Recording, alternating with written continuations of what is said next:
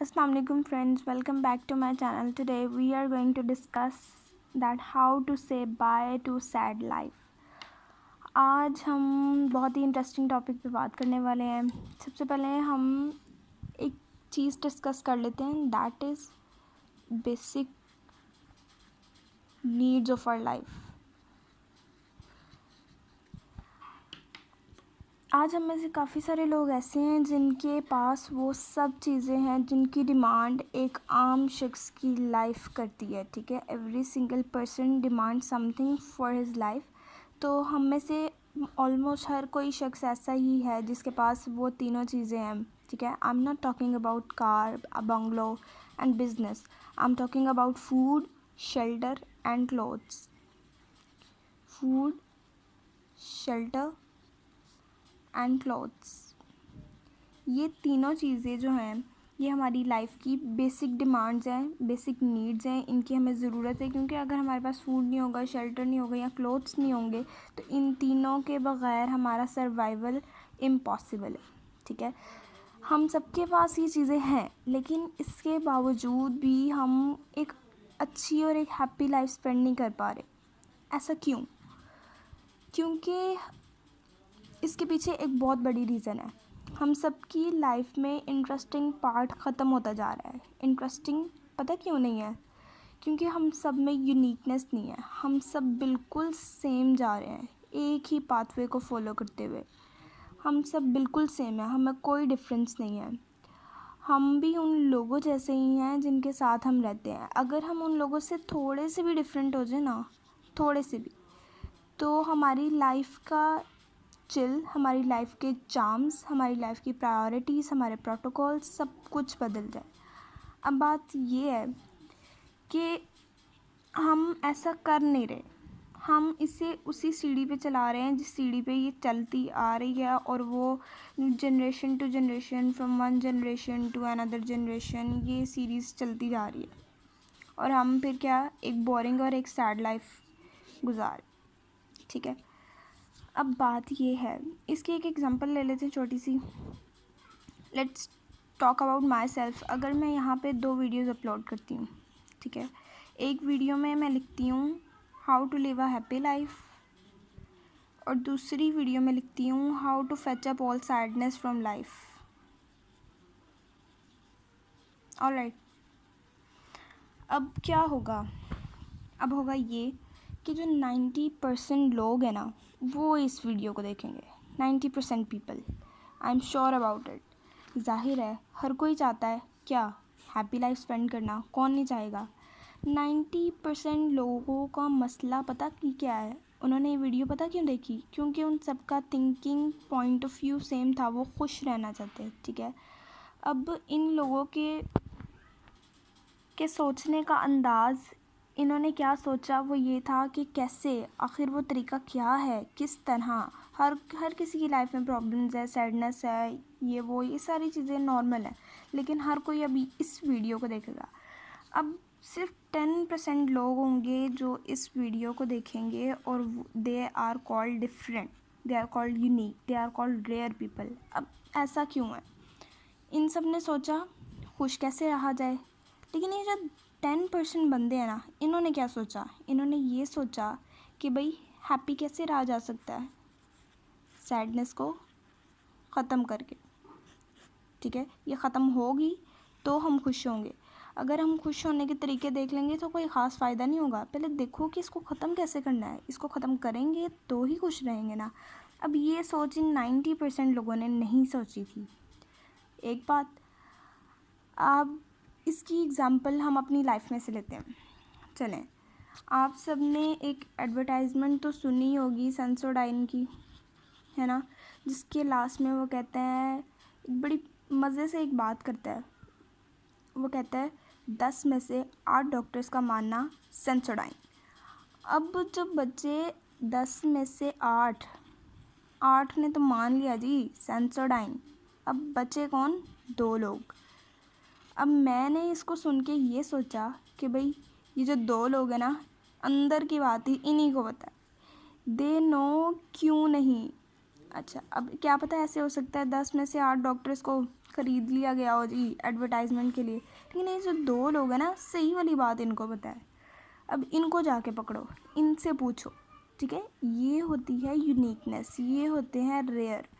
कि 10 में से 8 ने मान लिया, सेटिस्फाई होके बैठ गए आप, नहीं। 2 ने क्यों नहीं माना?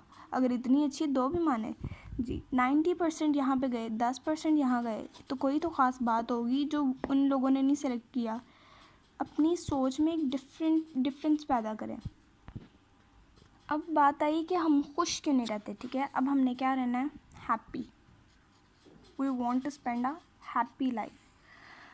अच्छा जी, अल्लाह ताला ने हमें पैदा किया, ऑलराइट। उसने इंसान के अंदर बाय नेचर एक चीज़ पैदा की विच इज़ कॉल्ड तलब, डिमांड, ख्वाहिश, ठीक है। इसे आप कोई भी नाम दे दें। अब ये जो ख्वाहिश है ना, डिज़ायर, विश, ये हमारे अंदर एक नेचुरल चीज़ है और यही वो चीज़ है जो हमें एंजल से डिफरेंट बनाती है।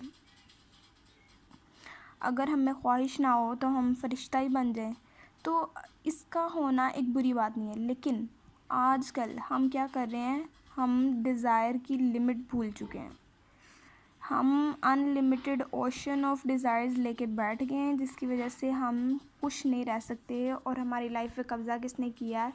इसने, इस एविल ने हमारी लाइफ पर कब्ज़ा कर लिया है। अब इससे कब्ज़ा छुड़ाना है तो क्या करना है? नफ्स का नाम तो सुना ही होगा, राइट? नफ्स का नाम तो सबने ही सुना होगा। अब आपने क्या करना है कि हमने इसको काबू में लाना है, खुश रहना है। You want to live happy life, you want to fetch up all the sadness from your life, तो क्या करना है? इसको काबू में करना है। अगर हम ये कहें कि हम अनलिमिटेड ख्वाहिशात करते हैं और शुक्र करने को भूल जाएं, तो ये गलत नहीं होगा। हम वो लोग हैं जो चाय के साथ बिस्किट खाते हैं, ठीक है। 2 दिन अगर आपने जानी वाले के नान चने खा लिए ना, तो तीसरे दिन आप पता क्या करोगे? हलवा पूड़ी की ख्वाहिश करोगे, उसको लेके बैठ जाओगे। खुश नहीं हो ना कि चलो बिस्किट से हम लोग नान चने पे आ गए हैं, शुक्र नहीं करना। लेकिन क्या करना है जी? अब जी हलवा पूड़ी खानी है, अब इसकी डिमांड होगी। अब क्या होगा कि जब आप नान चने खाओगे तो मज़ा ही नहीं आएगा। हम वो कौम है, हम वो लोग हैं, वी आर दोज पीपल। जो आपको साइकिल मिली, ठीक है, अब उन्हें साइकिल लेके दे दीजिए। अब मेरी नीडल जो है ना, वो अड़ गई है किस पे? बाइक पे। अब मुझे बाइक चाहिए, I will work for it. मैं उसके लिए दौड़े लगाऊंगी, मेहनत करूंगी जी, मुझे बाइक चाहिए।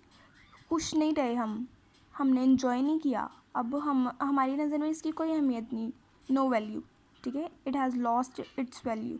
अब हम क्या बाइक के पीछे भागेंगे? बाइक मिल गई, ओ यार अब तो कार लेनी ही लेनी है, ठीक है। अब गाड़ी की ख्वाहिश नहीं होनी चाहिए, नहीं छोड़नी। ये काम तो हमने छोड़ना ही नहीं, और अगर ये नहीं छोड़ेंगे तो फिर खुश कैसे रहेंगे? अब ये जो चीज़ है ना, ये आपको किसी भी हाल में खुश नहीं रहने देगी। आप हमेशा बेहतर से बेहतर, बेहतर से बेहतर मांगोगे। किसी भी ओहदे पे हो, किसी भी मुकाम पे हो, आप किसी भी जगह पे हो, बेहतर चीज़ के लिए हार्ड वर्क करना बुरा नहीं है, लेकिन उसके लिए भागते जाना अपनी प्रेजेंट चीज़ को छोड़ के, ये गलत। अब इसके 2 रिज़ल्ट्स हैं। पहला ये, और इसके रिज़ल्ट्स देख के ना मैं तो खुद हैरान रह जाती हूँ कि हम लोग इस चीज़ को कैसे इग्नोर कर रहे हैं। पहला ये कि आपकी नज़र में आपकी जितनी भी है ना अचीवमेंट्स, उनकी वैल्यू ख़त्म हो जाती है।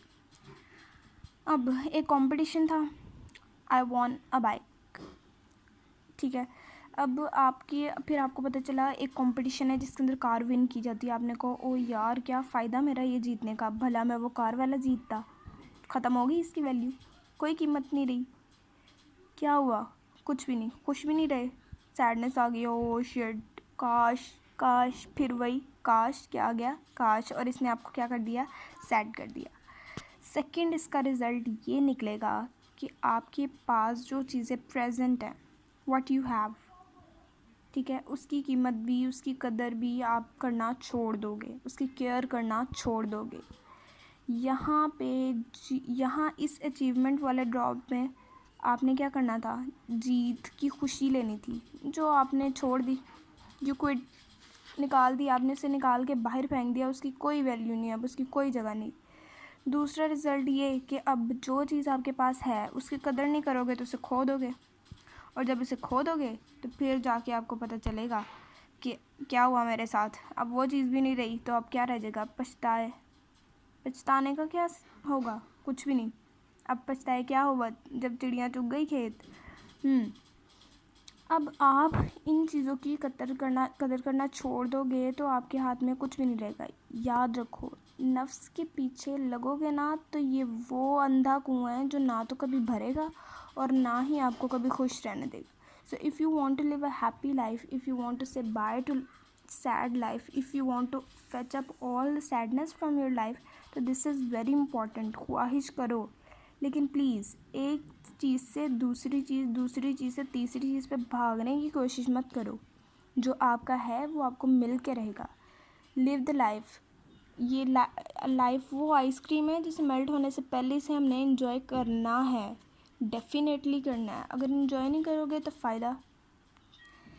और एक चीज़ और, हमारी लाइफ में जो प्रॉब्लम्स, जो इश्यूज़, जो एक्सीडेंट्स, जितने भी हादसा, जितने बुरे अच्छे वाक़यात आते हैं ना, वो कभी भी हमें उदास नहीं करते। अगर आप ये सोचते हो कि आपकी लाइफ में प्रॉब्लम्स हैं तो आप इसलिए उदास हो, तो ये चीज़, मैं इस कॉन्सेप्ट को बिल्कुल भी नहीं मानती। ये बहुत ही गलत कॉन्सेप्ट है। बल्कि सोचो, ये जो प्रॉब्लम्स है ना हमारी लाइफ की, जितनी भी आती हैं प्रॉब्लम्स, ये हमें एक्टिव करती हैं, ये हमें जीने के लिए एक वजह देती हैं। देखो, प्रॉब्लम आएगी तो आप उसे सॉल्व करने की कोशिश करोगे तो आपके अंदर डिमांड होगी ज़िंदा रहने की, कुछ करने की। प्रॉब्लम्स ही नहीं आएंगी तो आपकी लाइफ इतनी बोरिंग हो जाएगी कि आपका अंदाज़ा नहीं है। तो ये जो चीज़ है ना, इससे मोहब्बत करना सीखो। ये कभी भी हमें सैड नहीं करती, मतलब हमारी लाइफ से खुशियाँ ख़त्म नहीं करती ये, बल्कि हमें खुशियों की तरफ। देखो, जब तक गम नहीं होगा तो खुश कैसे होगे। जब तक मुश्किल नहीं आएगी तो आसानी कैसे आएगी। तो हर मुश्किल के लिए आसानी पैदा की गई है, तो पहले शर्त ये है कि मुश्किल आए तो सही, ठीक है। तो कभी भी प्रॉब्लम से घबराना नहीं है, ये बुरी चीज़ नहीं है। They insist us to get up and fight for what we want. हाँ, एक लेवल होता है जब इंसान हर चीज़ की उम्मीद, जब किसी मसले में उम्मीद खो दे ना, तब उदासी होती है। लेकिन हमने उम्मीद नहीं खोनी, ठीक है। और ख्वाहिश तब तक नहीं करनी जब तक आपके अंदर इतना हौसला ना हो कि अगर ख्वाहिश ना पूरी हुई तो आपको कोई नुकसान ना हो, ठीक है। अगर आप ख्वाहिश करते हो तो आपके अंदर इतनी हिम्मत होनी चाहिए कि अगर वो पूरी ना हो तो आप उसे बर्दाश्त कर सको। इसी तरीके से, यानी सिंपली इसका सम अप, इसकी समरी ये है कि अपने नफ्स को काबू में रखो। जो चीज़ मिले उसका शुक्र अदा करो, क्योंकि जो शुक्र अदा करते हैं ना, अल्लाह ने फरमाया शुक्र अदा करो मैं तुम्हें और दूंगा। तो शुक्र अदा करो, तुम्हें और तो मिलेगा ही, लेकिन बेसब्री से नहीं। Alright, if you like this video then subscribe my channel and start living a happy life. Thank you.